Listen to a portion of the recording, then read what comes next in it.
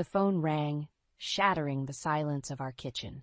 I reached for it, but Bradley snatched it away, his eyes darting nervously. "I'll get it," he mumbled, disappearing into his study. I stood there, wooden spoon in hand, sauce forgotten on the stove. That wasn't like Bradley at all. In 12 years of marriage, we'd never hidden calls from each other. Something was off, and I could feel it in my bones. "Mom, is dinner ready?" Emily's voice startled me out of my thoughts. Our 12-year-old daughter stood in the doorway, nose buried in her phone. "Almost, sweetie. Why don't you set the table?"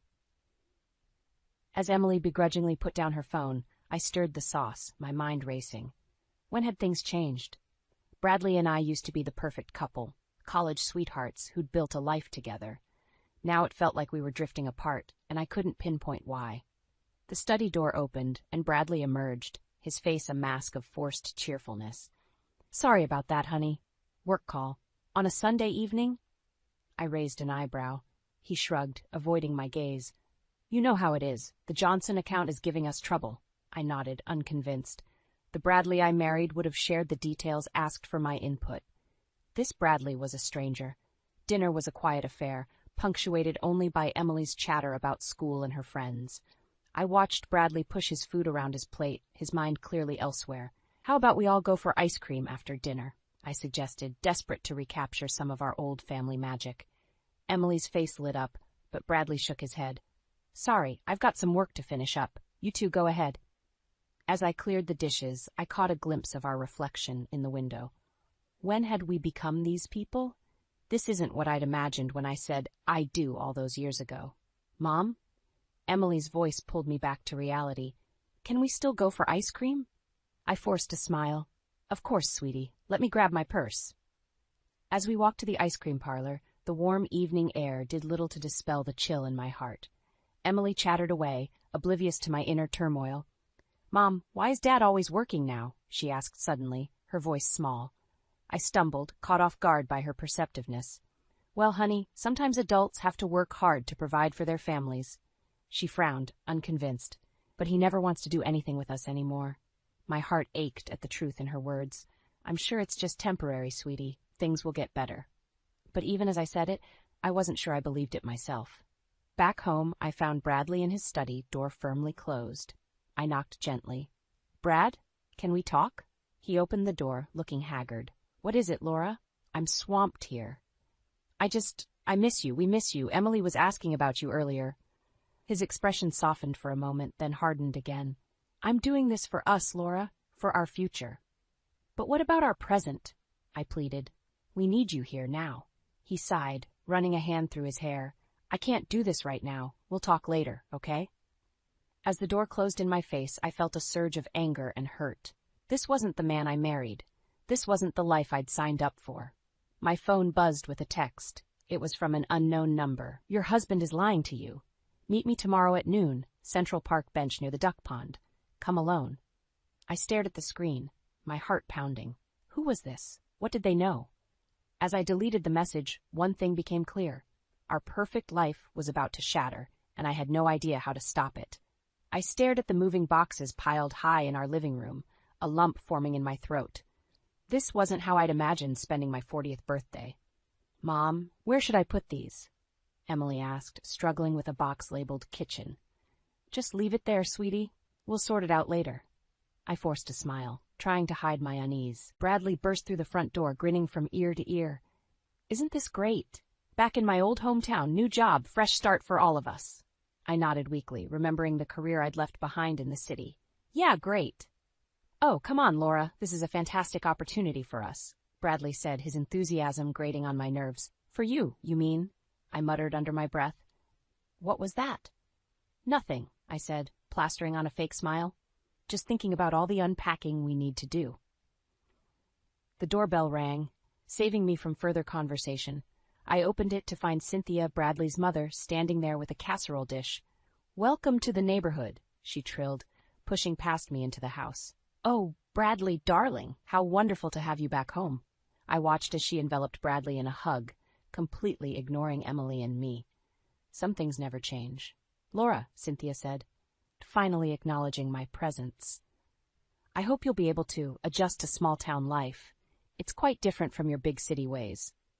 I'm sure I'll manage, I replied, gritting my teeth. Cynthia bustled into the kitchen, making herself at home. Now, let me show you how to properly organize this space. I'm sure you'll need the help. I bit my tongue, reminding myself that this was Bradley's mother. But as she rearranged my carefully packed kitchen items, criticizing everything from my choice of cutlery to my cooking utensils, I felt my patience wearing thin. "Mom," Bradley called from the living room. "I forgot to mention I invited some old friends over for dinner tonight to celebrate our move." I froze, my hands full of mismatched Tupperware. "Tonight? Bradley, we just got here. The house is a mess, and I haven't even unpacked the groceries yet." He waved off my concerns. "It's just a casual get-together. They won't mind." Cynthia piped up, "Oh, don't worry, dear. I'll take care of everything. You clearly need the help." I closed my eyes, counting to 10. When I opened them, I saw Emily watching me with concern. "Mom, are you okay?" she whispered. I nodded, pulling her into a hug. "I'm fine, sweetie. Just a little overwhelmed." As the evening wore on, our house filled with Bradley's old friends. I plastered on a smile, playing the role of the happy wife while Cynthia held court in the kitchen, regaling everyone with stories of Bradley's childhood. "Remember when you won the state spelling bee?" she gushed. "Always knew you'd do great things, unlike some people who give up their careers at the drop of a hat." The room fell silent, all eyes turning to me. I felt my cheeks burn with humiliation. "Mom," Bradley warned, but the damage was done. I excused myself, fleeing to the back porch. The cool night air did little to calm my racing heart. What had I done? I'd given up everything. My job, my friends, my independence, for this. The porch door creaked open behind me. I turned, expecting Bradley, but instead found Emily. "Mom," she said softly, "I heard Grandma talking to Dad. She said you're not good enough for him, that he could do better." My heart shattered. I pulled Emily close, stroking her hair. "Oh, sweetie, that's not true. Your grandma she just wants what's best for your dad. But what about what's best for you?" Emily asked, her voice muffled against my shirt. I had no answer. As we stood there, the sounds of laughter drifting from inside, I realized I'd never felt more alone. Something had to change, and soon. But what could I do, trapped in this new life I never wanted? The porch door opened again. This time it was Bradley. "Laura? Mom's looking for you. She needs help serving dessert." I took a deep breath, steeling myself. "Coming," I said, my voice hollow. As I walked back into the house, I couldn't shake the feeling that I was walking into a trap of my own making. The library's quiet hum was a welcome respite from the chaos at home. I shelved books methodically, losing myself in the familiar routine. It wasn't the high-powered career I'd left behind, but it was something that was mine. "Laura, dear?" Mrs. Henderson, the head librarian, approached. "There's a call for you at the front desk. It's your mother-in-law." My stomach clenched. What could Cynthia want now? I picked up the phone, bracing myself. "Hello, Cynthia." "Laura, I've had the most wonderful idea," she gushed. "We should all go to the lake house this weekend. It'll be perfect for family bonding." I bit back a groan. "This weekend? I'm not sure if—" "Nonsense. I've already spoken to Bradley, and he thinks it's marvelous. Emily will love it too, I'm sure." Of course, she'd gone behind my back. "Cynthia, I really don't think—" "It's settled then. We'll leave Friday afternoon. Do try to be punctual, dear." The line went dead before I could protest further. I slumped against the desk, defeat washing over me. That evening, I broached the subject with Bradley. "Your mother called about a lake house trip?" He barely looked up from his phone. "Oh yeah, sounds great, doesn't it?" "Bradley, we can't just drop everything and go. I have work, and Emily has her dance recital practice." He finally met my gaze, irritation flashing in his eyes. "Come on, Laura. It's just a weekend. Mom's trying to make an effort here. Can't you do the same?" I bit my tongue, choking back the words I really wanted to say. "Fine, for Emily's sake." Friday arrived too soon. As we packed the car, Cynthia bustled around, criticizing everything from my choice of snacks to the way I folded Emily's clothes. "Really, Laura?" she tutted. "Don't you know how to pack properly? Here, let me show you." I clenched my fists, forcing a smile. "Thanks, Cynthia, but I've got it under control." The drive to the lake house was tense. Emily sat silently in the back, headphones firmly in place. Bradley chatted with his mother, both of them ignoring me completely. As we pulled up to the lake house, I had to admit it was beautiful. The sun glinted off the water, and the air smelled of pine and possibility. "Isn't it wonderful?" Cynthia crowed. "Bradley, remember when we used to come here every summer?" "How could I forget, Mom? Best times of my life." I lugged our bags inside, feeling like an outsider in my own family. The weekend crawled by in a haze of forced smiles and thinly veiled insults. Cynthia dominated every conversation, regaling us with tales of Bradley's childhood and not-so-subtle digs at my parenting. "Emily, darling," she said over dinner, "has your mother taught you how to make my famous pot roast yet?" "Oh, that's right, Laura isn't much of a cook, is she?" I gripped my fork tighter, willing myself not to react. On Sunday morning, I escaped to the dock, desperate for a moment of peace. The lake stretched out before me, calm and indifferent to my turmoil. "Mom?" Emily's voice startled me. "Are you okay?" I turned to find my daughter watching me with worried eyes. "I'm fine, sweetie. Just enjoying the view."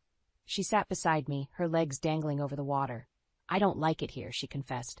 "Grandma's always so mean to you." My heart ached. "Oh, honey, it's not. It's complicated. Adult relationships can be tricky sometimes. But Dad never stands up for you? Doesn't he love you anymore?" The question hit me like a punch to the gut. Before I could answer, Bradley's voice rang out from the house. "Laura, Mom needs help in the kitchen," I sighed, squeezing Emily's hand. "We should go back." As we walked towards the house, I caught sight of Bradley through the window. He was hunched over his phone, a secretive smile on his face. My stomach churned with a familiar dread. Just then his phone pinged loudly. Cynthia, passing by, glanced at the screen. Her eyes widened, then narrowed as she looked at me. "Laura, dear," she called, her voice sickly sweet. "Could you come here for a moment? There's something we need to discuss." I froze, my heart pounding.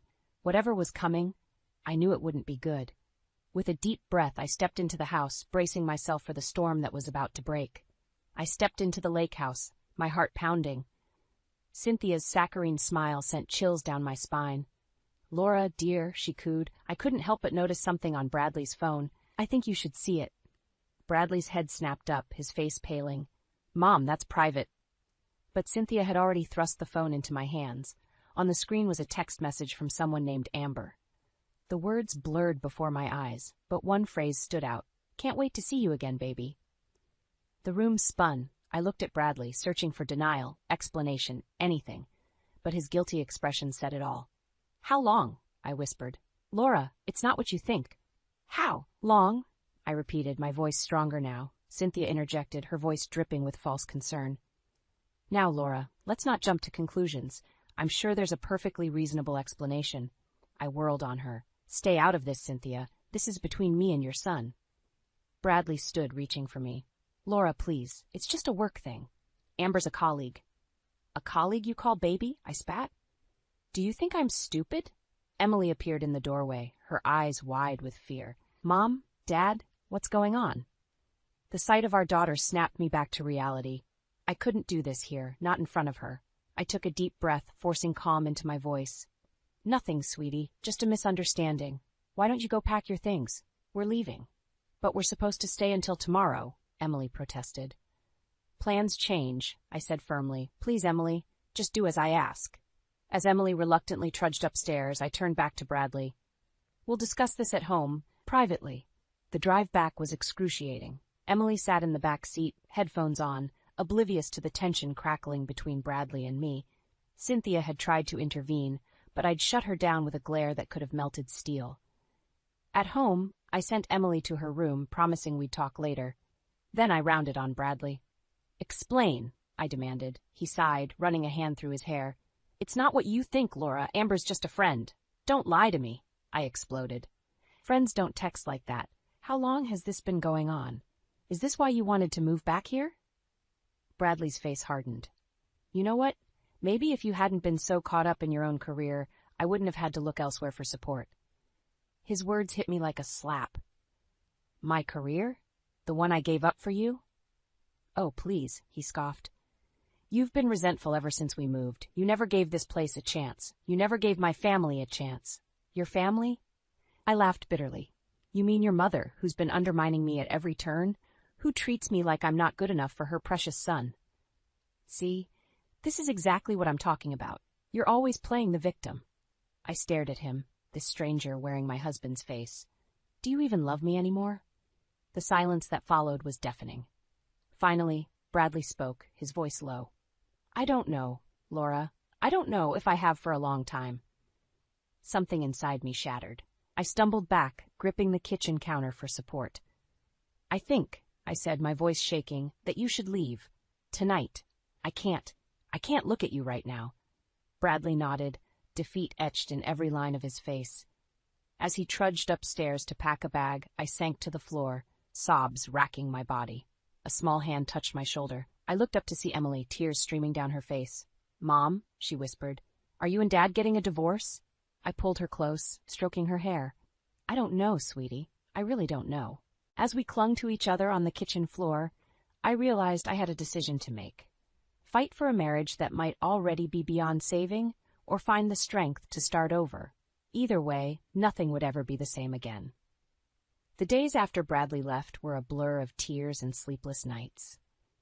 I moved through the house like a ghost, barely eating, barely sleeping.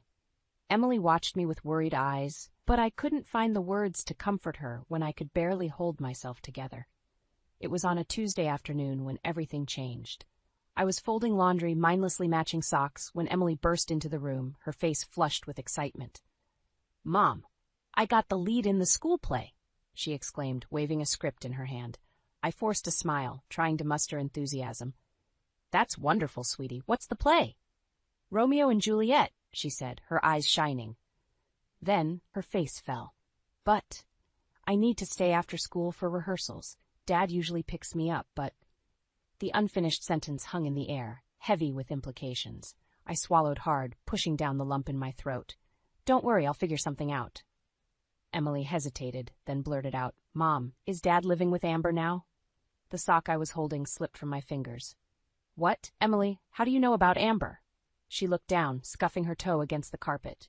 I overheard Dad talking to her on the phone, before the lake house trip. He said he loved her. The world tilted on its axis. I gripped the edge of the laundry basket, trying to steady myself. Emily, why didn't you tell me? Tears welled up in her eyes. I didn't want to hurt you, and I thought maybe if I pretended everything was okay, it would be. I pulled her into a fierce hug, my own tears falling into her hair. Oh, sweetie, this isn't your burden to bear. I'm so sorry you've been carrying this secret.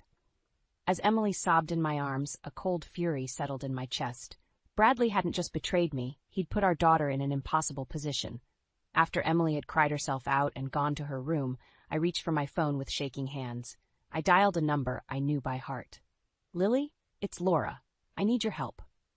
My best friend's voice was warm and concerned. Laura, what's wrong? It's Bradley, I said, my voice breaking. He's been having an affair. I think I need a divorce lawyer. Lily's sharp intake of breath crackled over the line. Oh, honey, I'm so sorry. Listen, I know a great family law attorney. I'll send you her details. But Laura, are you sure about this? I closed my eyes, seeing Emily's tear-stained face in my mind. I have to be. For Emily's sake, if nothing else. After hanging up, I sat on the bed, my mind racing. The thought of divorce terrified me. How would we manage financially? What would happen to Emily? But the alternative, staying in a loveless marriage, watching my daughter suffer in silence, was unthinkable. A soft knock at the door pulled me from my thoughts. Emily peeked in, her face pale and drawn. Mom, can I sleep in here tonight? I patted the bed beside me, and she crawled in, curling up against me like she used to when she was little. As I stroked her hair, a fierce determination welled up inside me. Emily, I said softly, I want you to know that whatever happens between your dad and me, it's not your fault, and I will always, always be here for you. She nodded against my shoulder, her voice muffled. Are you going to divorce Dad? The question hung in the air, heavy with implications. I took a deep breath, knowing my answer would change everything. I think I have to, sweetie, for both of us. As Emily's breathing evened out in sleep, I stared at the ceiling, my mind made up. Tomorrow, I would call the lawyer Lily recommended. Tomorrow, I would take the first step towards reclaiming my life and protecting my daughter. It wouldn't be easy. Bradley and Cynthia would fight me every step of the way. But as I held Emily close, I knew one thing for certain. I was done being a victim. It was time to fight back. The manila envelope felt heavy in my hands, like it contained more than just paper. It held the weight of my shattered world. I'd hired a private investigator last week using the money I'd been saving for Emily's college fund. It felt wrong, but I needed to know the truth. With trembling fingers, I opened the envelope. Photos spilled out onto the kitchen table. Bradley and a young blonde woman, laughing over coffee, holding hands in the park, kissing outside an unfamiliar apartment building. My stomach churned as I flipped through them, each image a knife to my heart. The investigator's report was clinical, detailing times, dates, and locations. Bradley had been seeing this woman, Amber, for over a year. Since before we moved. Since before I gave up my career. A sob escaped my throat, quickly followed by another. I crumpled to the floor, the photos scattered around me like the pieces of my broken life. "Mom?" Emily's voice cut through my grief. I looked up to see her standing in the doorway, eyes wide with concern. I hastily wiped my tears, trying to gather the photos. "It's nothing, sweetie, just some work stuff." But Emily was too quick. She snatched one of the photos, her face paling as she recognized her father with another woman. Is this why Dad left?" she whispered. I nodded, unable to lie. "I'm so sorry, Emily. You shouldn't have to deal with this." She dropped the photo, her face hardening. "We need to confront him. And Grandma Cynthia, too. She knows, doesn't she?" Her maturity stunned me. I pulled her into a hug, marveling at her strength. "You're right. It's time we face this head on." I called Bradley, my voice steady despite my racing heart. "We need to talk, all of us, including your mother. Come to the house tonight." Hours later, we sat in the living room, Emily and I on one couch, Bradley and Cynthia on the other. The photos lay on the coffee table between us, an undeniable testament to Bradley's betrayal. "How could you?" I asked, my voice barely above a whisper. Bradley's face was ashen. "Laura, I can explain." "Explain what?" Emily interrupted, her voice sharp. "How you lied to us, how you made Mom give up everything for you." Cynthia bristled. "Now, Emily, that's no way to speak to your father." "And you," Emily rounded on her grandmother. "You knew, didn't you? You helped him hide it." Cynthia's silence was all the confirmation we needed. I took a deep breath, steeling myself. "I want a divorce, Bradley. I can't do this anymore." The room exploded into chaos. Bradley pleaded, Cynthia shouted, Emily cried, but I stood firm, a strange calm settling over me. "Enough," I shouted, silencing them all. "This isn't up for debate. You've made your choices, Bradley. Now I'm making mine." I turned to Cynthia, years of pent-up frustration pouring out. "And you never thought I was good enough for your precious son. Well, guess what? He wasn't good enough for me, for us." Cynthia's face turned an alarming shade of red. "How dare you, after everything we've done for you, what you've done?" I laughed bitterly. "You've done nothing but undermine and belittle me from day one. Well, I'm done. I'm taking Emily, and we're leaving. Tonight." Bradley stood, reaching for me. "Laura, please. We can work this out." I stepped back, shaking my head. "No, Bradley. We can't. It's over." As I turned to leave, Cynthia's voice, cold and threatening, stopped me in my tracks. "If you leave now, you'll get nothing. We'll make sure of it. You'll be penniless, homeless. Is that what you want for Emily?" I froze, the weight of her threat crushing me. Everything I'd worked for, everything I'd sacrificed, could I really walk away from it all? Could I subject Emily to a life of struggle just to escape this toxic marriage? As I stood there, torn between my desire for freedom and my fear of the unknown, I realized I was facing the biggest decision of my life. Whatever I chose next would shape not just my future, but Emily's as well. The clock was ticking, and I had to decide, now. Cynthia's threat hung in the air, suffocating me. I looked at Emily, her eyes wide with fear and determination. In that moment, I found my strength. "No," I said, my voice steady. "You don't get to threaten me anymore. Cynthia, I'm not afraid of you." Bradley stepped forward, his face a mask of desperation.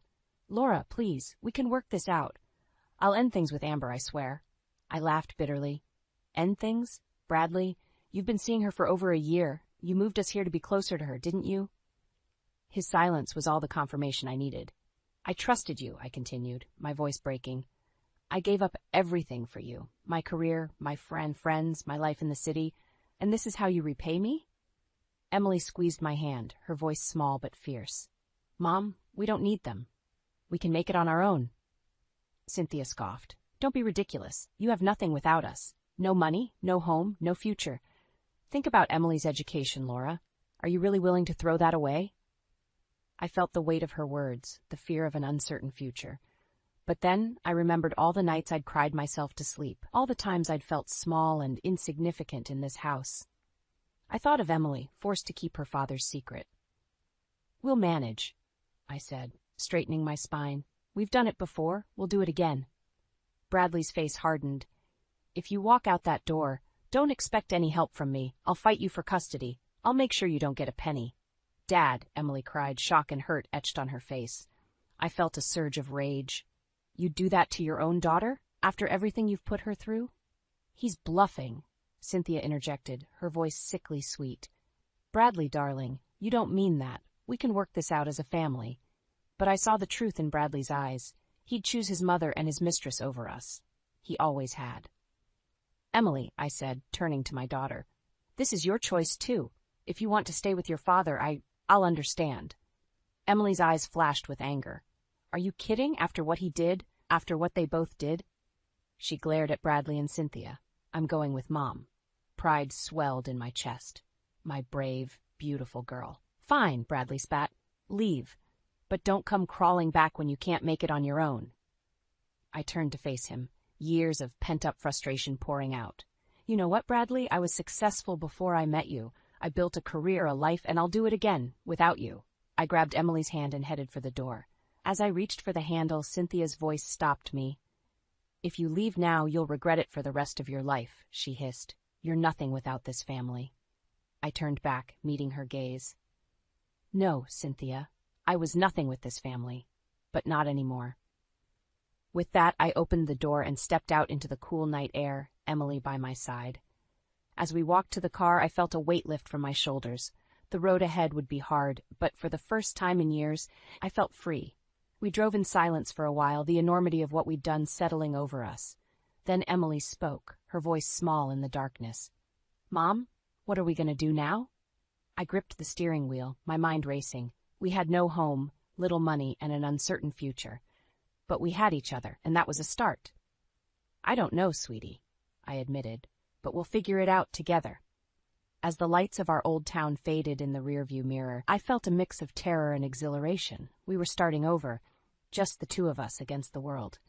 It wouldn't be easy, but as I glanced at Emily's determined face, I knew we'd make it. The road stretched out before us, dark and unknown. But for the first time in years, I felt hope. Whatever came next, we'd face it head-on. Together. The key turned in the lock of my old apartment, and I pushed open the door with a mixture of trepidation and hope. Emily stepped in behind me, her eyes wide as she took in the dusty furniture and bare walls. "It's small," she said, her voice echoing in the empty space. I nodded, swallowing the lump in my throat. "It is, but it's ours." We spent the next few days cleaning, unpacking the few belongings we'd managed to grab before leaving. It was hard work, but with each box we emptied, each room we made livable, I felt a sense of pride growing. We were rebuilding, one small step at a time. On our third night in the apartment, as we sat on the floor eating takeout, my phone rang. It was Bradley. "Laura," his voice was strained. "Please, can we talk about this? I made a mistake, but we can fix it. Come home." I closed my eyes, feeling the pull of familiarity, the temptation of an easier path. But then I looked at Emily, her face set in determination as she arranged our meager belongings, and I found my strength. "No, Bradley, this is our home now. You made your choice," he sighed, his voice turning cold. "Fine, but don't expect any help from me. You're on your own." As I hung up, Emily looked at me, worry etched on her face. "Was that Dad? What did he say?" I pulled her close, kissing the top of her head. "Nothing important, sweetie. We're going to be okay." The next morning I woke early, determination coursing through me. I had a plan. I called my old boss, swallowing my pride as I explained my situation. To my surprise, she was sympathetic. "Laura, we've missed you. There's a position opening up next month. It's not as senior as your old role, but it's a start. Are you interested?" Tears of relief sprang to my eyes. "Yes, absolutely. Thank you." With that piece of good news, I felt a weight lift from my shoulders. We could do this. We would do this. The weeks that followed were a whirlwind of activity. I threw myself into preparing for my new job, while helping Emily adjust to her new school. It wasn't easy. There were nights when I lay awake, terrified of the future, missing the comfort of my old life. But each morning I'd wake up and face the day with renewed determination. One evening, as Emily and I were cooking dinner in our tiny kitchen, there was a knock at the door. I opened it to find my parents standing there, arms laden with groceries and home-cooked meals. "Mom? Dad?" I stammered, shocked to see them. My mother pulled me into a fierce hug. "We're here to help, sweetheart. Whatever you need." As they bustled around our apartment, filling it with warmth and love, I felt the last pieces of my heart mending. We weren't alone in this. Months passed, and slowly but surely we found our rhythm. Emily thrived in her new school, making friends and excelling in her studies. I threw myself into my work, rediscovering the passion and drive I'd forgotten I had. One sunny Saturday, as Emily and I walked through the park near our apartment, she turned to me, her face serious. "Mom, are you happy? Do you ever regret leaving?" I paused, considering her question. I thought about the struggles we'd faced, the nights I'd cried myself to sleep, but I also thought about the strength we'd found, the bond between us that had only grown stronger. "No, sweetie," I said, squeezing her hand. "I don't regret it. It's been hard, but we're building something beautiful here. Together." She smiled, a real genuine smile that lit up her whole face. "I'm glad we left. I'm proud of us, Mom." As we continued our walk, the sun warm on our faces, I felt a sense of peace settle over me. The road ahead would still have its challenges, but we were ready to face them. We had each other, and that was enough. Bradley and Cynthia were wrong. We weren't nothing without them. We were everything, strong, resilient, and full of love. And as I looked at my daughter, her head held high, and her steps confident, I knew that we had already won the most important battle of all. We had found ourselves again, and this time no one could take that away from us. The clatter of my ceramic mug hitting the hardwood floor echoed through the kitchen, hot coffee splashing across my bare feet, but I barely noticed the scalding liquid. My eyes were fixed on the letter in my trembling hands, its contents shattering my world into 1,000 pieces. "Rachel? Everything okay down there?" Mike's voice drifted from upstairs, tinged with mild concern. I swallowed hard, quickly stuffing the letter back into the envelope. "Fine," I called back, my voice unnaturally high. Just dropped my coffee. As I bent to clean up the mess, my mind raced. Who was Lydia, and why was she writing such intimate letters to my husband? The sound of Mike's footsteps on the stairs jolted me back to reality. I hastily shoved the envelope into my apron pocket just as he appeared in the doorway. "Geez, Rach, what happened?" He surveyed the scene, his brow furrowed. I forced a smile. "Butterfingers, I guess. Don't worry, I've got it under control." Mike shrugged, already losing interest. "All right, I'm heading out. Big meeting today." As he turned to leave, I blurted out, "Who's Lydia?" He froze, his back to me. For a moment, the only sound was the drip of the coffee maker. Then he slowly pivoted, his face a mask of confusion. "Lydia? I don't know any Lydia." The lie hung between us, heavy and suffocating. I wanted to scream, to confront him with the evidence burning a hole in my pocket, but something held me back. Maybe it was the fear of what would happen if I did. Or maybe it was the sudden realization that I needed more information before I made my next move. "Oh," I said lightly, "must have been thinking of someone else. Have a good day, honey." Mike's shoulders visibly relaxed. He gave me a quick peck on the cheek and headed out the door. As soon as I heard his car pull away, I sank to the floor, my back against the kitchen island. The letter felt like it was searing my skin through the fabric of my apron. With shaking hands, I pulled it out and read it again, hoping I'd somehow misunderstood. But the words were clear. "My dearest Mike, last night was magical. I can't wait to see you again." The rest of the letter was a blur of intimate details and future plans. Plans that didn't include me or our daughter, Amelia. The shrill ring of the phone startled me out of my daze. I scrambled to my feet, composing myself before answering. "Rachel, it's your mother-in-law." Mrs. Grant's crisp voice cut through the line. "I trust you remember the charity luncheon this afternoon?" I closed my eyes, suppressing a groan. "Of course, Mrs. Grant, wouldn't miss it." "Excellent, and do make sure Amelia is properly dressed this time. Last month's ensemble was questionable at best." I bit back a retort. "Yes, Mrs. Grant, we'll be there." As I hung up, a wave of rebellion washed over me. Why was I still jumping through hoops for this woman? Why was I pretending everything was fine when my world was crumbling around me? The ding of my laptop interrupted my spiraling thoughts. A notification from my online store, another sale of my handcrafted jewelry. Despite everything, a small smile tugged at my lips. My little business, started as a hobby, was beginning to flourish. As I packaged up the order, an idea began to form. Maybe it was time to stop playing by everyone else's rules. Maybe it was time to take control of my own destiny. I glanced at the clock. The luncheon was in 2 hours. Just enough time to set my plan in motion. Picking up my phone, I dialed a number I'd sworn I'd never use. Hello, is this divorce attorney Johnson's office? I'd like to schedule a consultation. As I hung up, a mix of fear and exhilaration coursed through me. The game was about to change, and this time, I was making the rules. The charity luncheon was in full swing, a sea of pastel suits and pearls. I smoothed down Amelia's dress, silently praying it would meet Mrs. Grant's exacting standards. "Rachel, darling." Mrs. Grant's voice cut through the chatter. "There you are." And Amelia, "Well, I suppose that dress will have to do."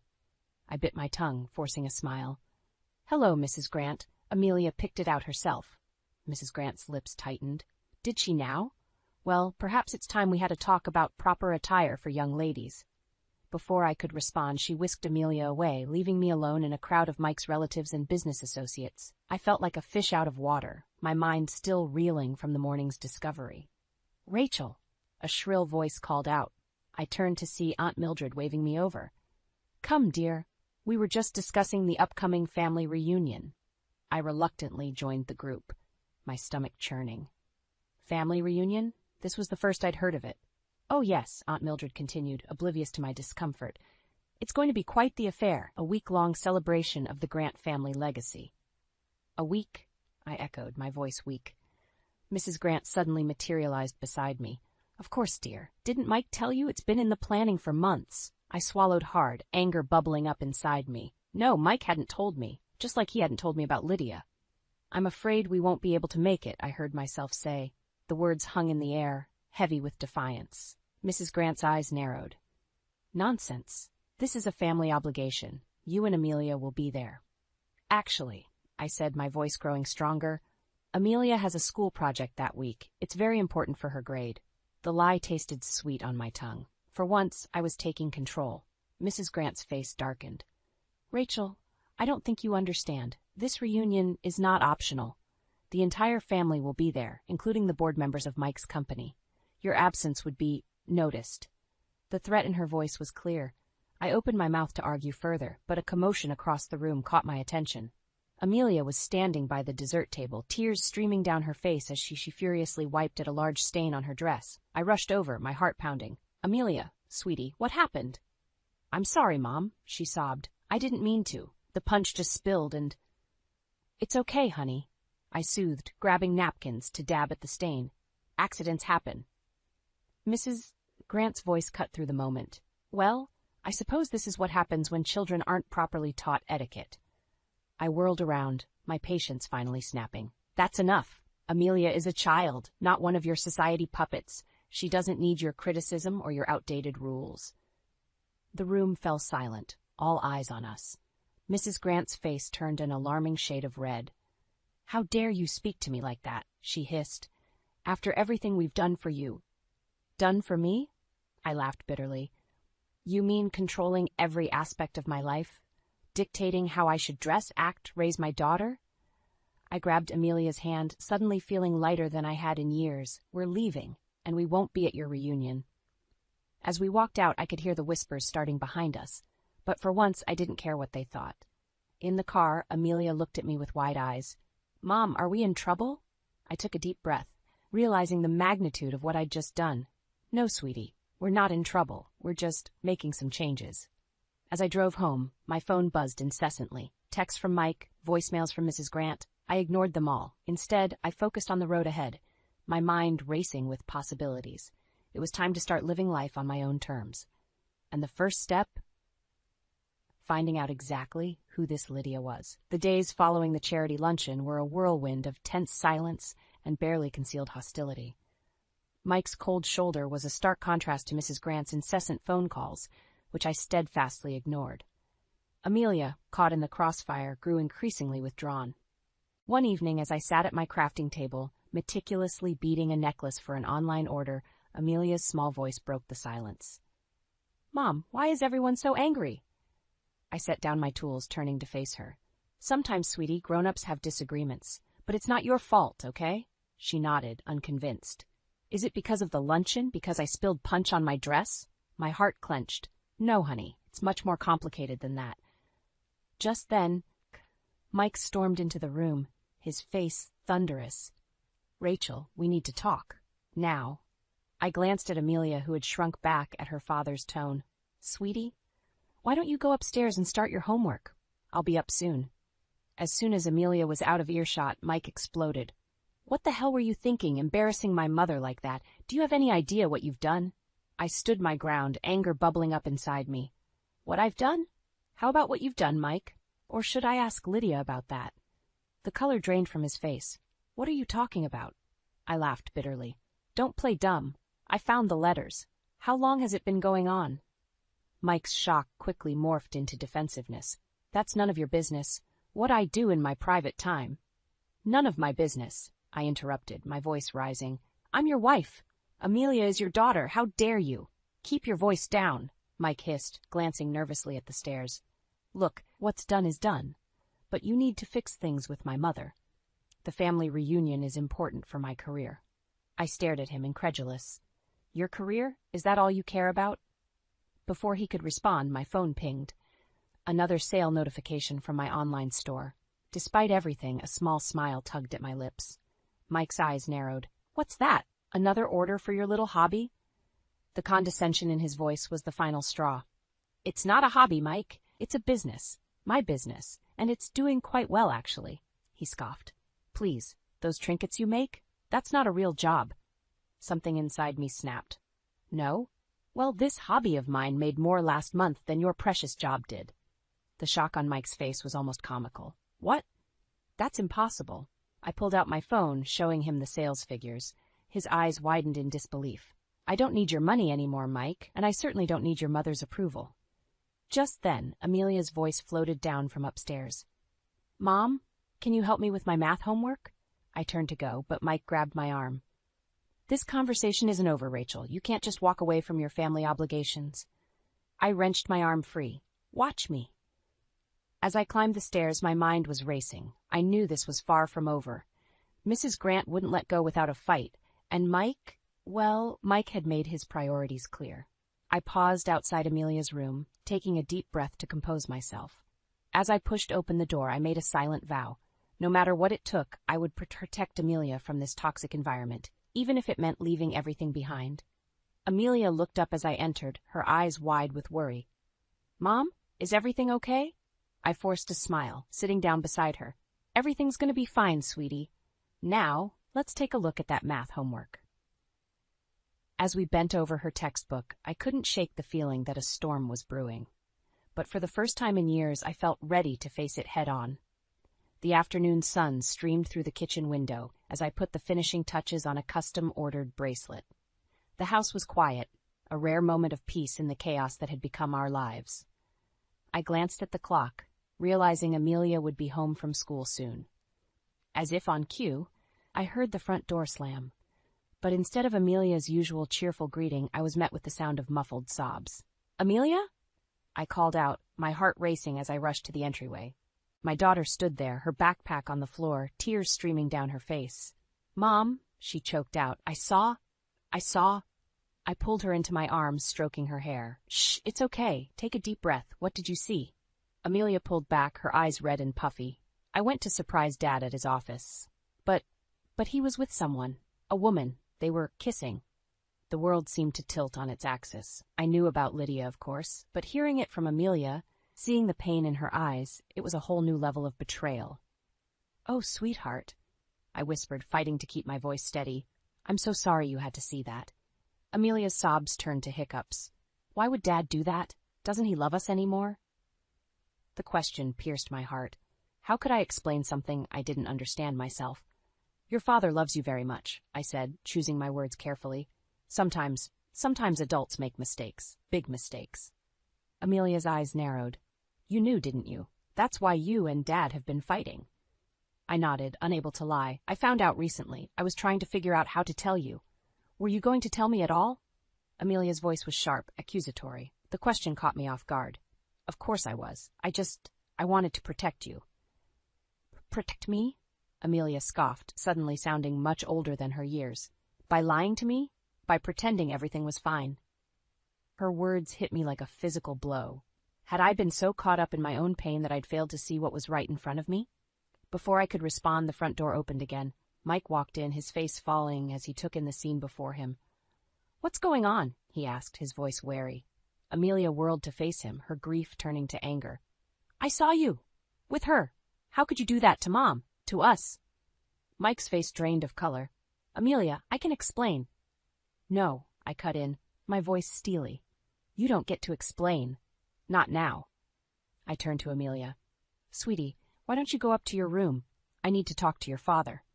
For a moment I thought she might refuse, but then she nodded, grabbing her backpack and heading upstairs. The slam of her bedroom door echoed through the house. Mike and I stood in silence, the weight of years of lies and resentment hanging between us. Rachel, he started, I never meant for Amelia to find out like this. I laughed bitterly. Oh, and how exactly did you mean for her to find out, or were you planning on keeping your little affair a secret forever? Mike's face hardened. It's not like that, Lydia. She understands me. She doesn't try to change me like you do. His words ignited a fire within me. Change you? I've spent years molding myself to fit your family's expectations, and this is how you repay me. I took a deep breath, steadying myself. You know what? I'm done. Done pretending, done making excuses, done living this lie. Mike's eyes widened. What are you saying? I met his gaze, my resolve strengthening with each passing second. I'm saying it's over, Mike. I want a divorce. The words hung in the air, heavy with finality. As I watched the shock spread across Mike's face, I realized this was just the beginning. The real battle was yet to come. The word divorce hung in the air like a thundercloud, heavy and ominous. Mike's face cycled through shock, anger, and finally a cold determination that sent chills down my spine. You can't be serious, he scoffed. What about Amelia? What about our life together? I stood my ground, years of pent-up frustration bubbling to the surface. Our life together? You mean the life where I play the perfect wife while you sneak around with Lydia? Mike's eyes narrowed. You have no idea what you're talking about. Lydia understands me in ways you never could. Oh, I understand plenty, I shot back. I understand that you're a liar and a cheat, and I'm done pretending otherwise.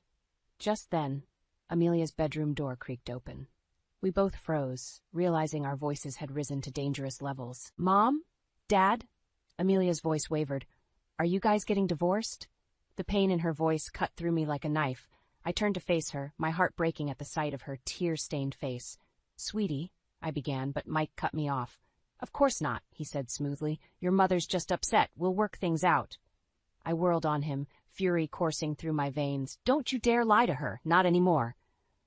Turning back to Amelia, I took a deep breath. Honey, I don't know what's going to happen, but I promise you, no matter what, I'll always be here for you. Mike's phone buzzed, breaking the tense silence. He glanced at it, his face paling. I have to go, he muttered, heading for the door. Let me guess, I called after him. Lydia needs you. The slam of the front door was his only response. Amelia collapsed into my arms, her body shaking with sobs. As I held her, my mind raced. How had we gotten here? How could I protect her from the storm that was surely coming? The next morning, I woke to the insistent ringing of the doorbell. Groggily, I made my way downstairs, only to find Mrs. Grant on my doorstep, her face a mask of barely contained fury. Rachel, she said, her voice dripping with disdain. We need to talk. Before I could respond, she pushed past me into the house. I've just had a very interesting conversation with Michael, she began, pacing the living room.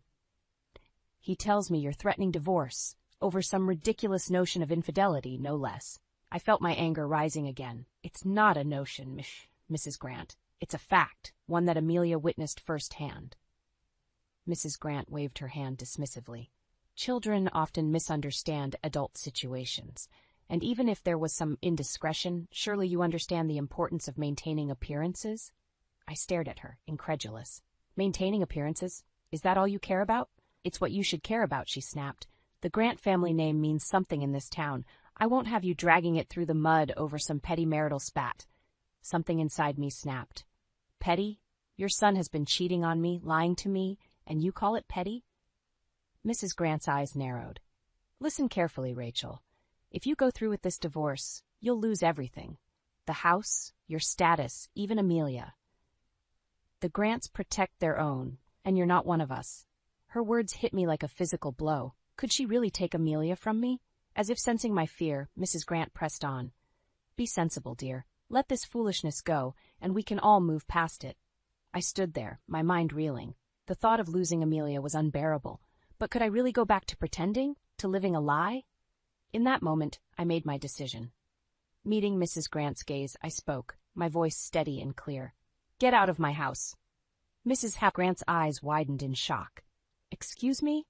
You heard me, I said, my resolve strengthening with each word. Get out, and tell Mike he can expect to hear from my lawyer. As I watched Mrs. Grant's retreating form, I felt a strange mix of terror and exhilaration. The battle lines were drawn. Now it was time to fight. The divorce papers felt heavy in my hands as I stood outside Mike's office. My heart raced. But I steeled myself for the confrontation ahead. This was it, the moment of truth. I pushed open the door without knocking. Mike looked up, surprise quickly morphing into annoyance. Rachel, what are you doing here? I'm in the middle of... We need to talk, I cut him off, dropping the papers on his desk. Now. Mike's eyes flickered to the documents, realization dawning on his face. You can't be serious. I've never been more serious in my life, I replied, my voice steady despite the trembling in my hands. It's over, Mike. I want a divorce. He leaned back in his chair, a smirk playing at his lips. Come on, Rachel. We both know you won't go through with this. What about Amelia? What about our life together? His dismissive tone ignited a fire within me.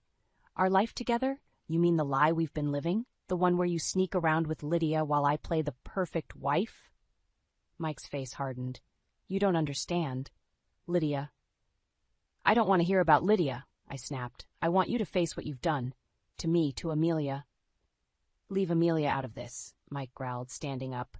She has nothing to do with... She has everything to do with this, I shouted, my composure finally cracking. She saw you, Mike, with Lydia. Do you have any idea what that's done to her? For a moment, genuine shock and remorse flashed across Mike's face, but it quickly disappeared, replaced by a cold determination. I'll talk to her, he said. Explain things. She'll understand. I laughed bitterly. Understand what? That her father is a cheater? That he cares more about his mistress than his family? Mike slammed his fist on the desk. Enough! You have no idea what you're talking about. My relationship with Lydia is... complicated. Oh, I'm sure it is, I retorted, but it's not my problem anymore. Sign the papers, Mike. He glanced at the documents, then back at me. And if I don't? Then I'll see you in court, I said, my voice low and dangerous, and I'll make sure everyone knows exactly why we're divorcing. Mike's face paled. You wouldn't dare. Think about my career, my reputation. Your reputation? I scoffed. That's all you care about, isn't it? Well, guess what? I don't care anymore. Sign the papers. For a long moment, we stared each other down. Then, with a muttered curse, Mike grabbed a pen and scrawled his signature on the documents. There, he spat. Happy now? A wave of relief washed over me, quickly followed by a surge of anxiety. This was really happening. We were really getting divorced. It's not about being happy, I said quietly. It's about doing what's right. For me and for Amelia. As I turned to leave, Mike called out, You'll regret this, Rachel. You have no idea what you're up against. I paused at the door, looking back at him. No, Mike, you have no idea what you're up against. I walked out of his office, my head held high. But as I made my way to my car, Mike's words echoed in my mind. What did he mean? What was I up against? My phone buzzed with a text from Mrs. Grant. We need to talk. Now. A chill ran down my spine. I had a feeling I was about to find out exactly what Mike meant. As I started the car, I took a deep breath. The real battle was just beginning, and I needed to be ready for whatever came next. Because one thing was certain, I wasn't going down without a fight. The Grant family Christmas gathering loomed before me like an impenetrable fortress. I clutched my purse, containing the damning evidence of Mike's affair, as I stood on the doorstep of the opulent mansion. My heart raced, but my resolve was ironclad. Tonight, everything would change. I rang the doorbell, steeling myself for what was to come. Mrs. Grant answered, her face a mask of false cheer. "Rachel, dear," she said, her voice dripping with saccharine sweetness. "We weren't sure you'd make it." I forced a smile. I wouldn't miss it for the world. As I stepped inside, the cacophony of forced laughter and clinking champagne glasses assaulted my senses. I scanned the room, spotting Mike in deep conversation with a group of men I recognized as board members from his company. Our eyes met briefly, and I saw a flicker of uncertainty cross his face. Aunt Mildred bustled over, air-kissing my cheeks. "Rachel, darling, where's little Amelia?" "She's not feeling well," I lied smoothly. In truth, left her with a trusted friend. She didn't need to witness what was about to unfold. As I made my way through the crowd, I overheard snippets of conversation. Such a shame about Rachel and Mike's troubles. Heard she's been difficult lately. Probably just a phase. My blood boiled. They had no idea what was coming. Mrs. Grant clinked her glass, calling for attention. "Friends, family, welcome to our annual Christmas celebration. As always, we're so blessed to have you all here." As she droned on about family values and tradition, I felt a presence at my elbow. It was Lydia, looking stunning in a red cocktail dress. "Rachel," she said quietly, "we need to talk." I turned to face her, my voice low and dangerous. "Oh, we'll talk all right, but not just us." Before she could respond, I strode to the center of the room, my heart pounding in my ears. "Excuse me," I called out, my voice cutting through the chatter. "I have something I'd like to say." All eyes turned to me. Mrs. Grant's face tightened with barely concealed anger. "Rachel, dear, this isn't the time." "Oh, I think it's exactly the time," I interrupted. "You all talk about family values and tradition. Well, let me tell you about the Grant family values." I pulled out the letters from my purse, holding them high. These are love letters, not between a husband and wife, but between a cheating husband and his mistress. A collective gasp rippled through the room. Mike started towards me, his face ashen. "Rachel, don't." "For years," I continued, my voice growing stronger, "I've played the perfect wife. I've smiled and nodded and bent over backwards to fit into this family. But no more." I turned to face Mike and Lydia, who stood frozen in shock. "You two deserve each other, but Amelia and I deserve better." Mrs. Grant stepped forward, her voice shrill. "That's enough. How dare you cause such a scene? How dare I laughed bitterly. "How dare you stand by and watch your son destroy his family? How dare you try to bully me into silence?" The room was deathly quiet now, all pretense of festivity gone. I looked around at the shocked faces, feeling a strange sense of liberation. "I'm done," I said firmly. "Done with the lies, done with the manipulation, done with all of it. Mike, you'll be hearing from my lawyer. The rest of you, Merry Christmas." With that, I turned and walked out, leaving chaos in my wake. As I stepped into the cold night air, I heard the explosion of voices behind me. Accusations, denials, shocked exclamations. I got into my car, my hands shaking as I gripped the steering wheel. What had I done? The full weight of my actions began to sink in. I just burned every bridge, exposed every secret. There was no going back now. As I drove away from the Grant mansion, tears streaming down my face, I realized I was laughing. For the first time in years, I felt truly free. Whatever came next, I was ready to face it head on. The battle wasn't over, not by a long shot. But I'd fired the first shot, and there was no turning back now.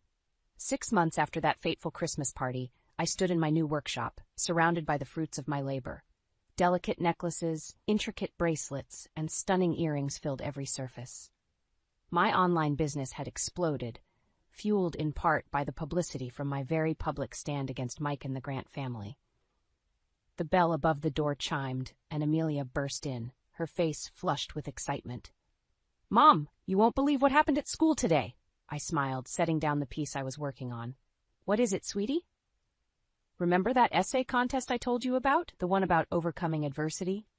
Her eyes sparkled. "I won first place. They want me to read it at the school assembly next week." Pride swelled in my chest. "That's amazing, Amelia. I'm so proud of you." As she chattered on about her plans for the assembly, I marveled at the change in her. Gone was the withdrawn, anxious girl from 6 months ago. In her place stood a confident, vibrant young woman.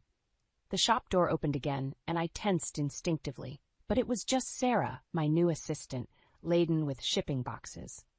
"Hey, Rachel," she called out. "You're not going to believe this. We just got an order for 500 custom pieces for a major department store." I gasped, my mind reeling at the implications. This could be the breakthrough we'd been waiting for. As I helped Sarah unpack, my phone buzzed. It was a text from Mike. "We need to talk about the custody arrangement. Can we meet?" A familiar knot formed in my stomach, but I pushed it aside. I'd faced worse and come out stronger. "Everything okay, Mom?" Amelia asked, noticing my expression. I smiled reassuringly. "Everything's fine, sweetie. Just your dad wanting to talk." Amelia's face clouded briefly, but she nodded. "You know, I've been thinking, maybe I could see him sometime, if you're okay with it." Her words caught me off guard. We'd had a rough few months after the divorce, with Amelia refusing to see Mike at all. "But now, if that's what you want, we can arrange it," I said carefully. "But only if you're sure." Amelia nodded, her expression resolute. "I am. I think I'm ready to face him." In that moment, I saw a strength in my daughter that I'd always hoped she'd find. A strength that mirrored my own journey. As we closed up shop that evening, I reflected on the whirlwind of the past 6 months. The bitter custody battle, the attempts by Mrs. Grant to discredit me, the nights I'd cried myself to sleep, wondering if I'd made the right choice. But looking at Amelia now, seeing the success of my business, feeling the love and support of true friends I'd made along the way, I knew I'd made the right decision. Later that night, as Amelia slept peacefully in her room, I sat on our small balcony gazing at the stars. My phone buzzed again, another text from Mike. This time I didn't hesitate. I typed out a response. "Yes, we can meet, but on my terms this time." As I hit send, a sense of calm washed over me. Whatever challenges lay ahead, I was ready to face them. No more hiding, no more pretending, no more subjugation. I thought back to that terrified woman who'd found those letters all those months ago. She seemed like a stranger now. In her place stood a woman who knew her worth, who fought for what she believed in, who'd created a life filled with love, respect, and endless possibilities. The future stretched out before me, bright and full of promise. There would be struggles, of course, but I was no longer afraid. I had found my voice, my strength, my true self. And nothing, not Mike, not Mrs. Grant, not anyone, could ever take that away from me again. As the cool night breeze caressed my face, I smiled. This wasn't an ending, it was a beginning. My beginning, our beginning. And I couldn't wait to see what came next.